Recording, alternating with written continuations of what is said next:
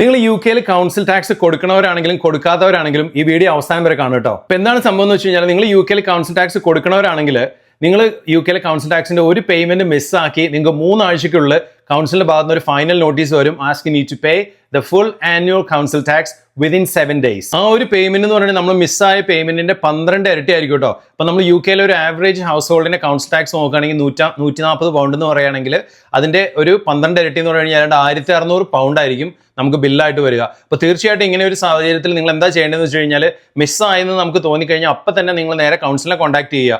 അവർ നമ്മളെ കോൺടാക്ട് ചെയ്യാനായിട്ട് ഒരിക്കലും ഇടവരുത്തരുത് കേട്ടോ.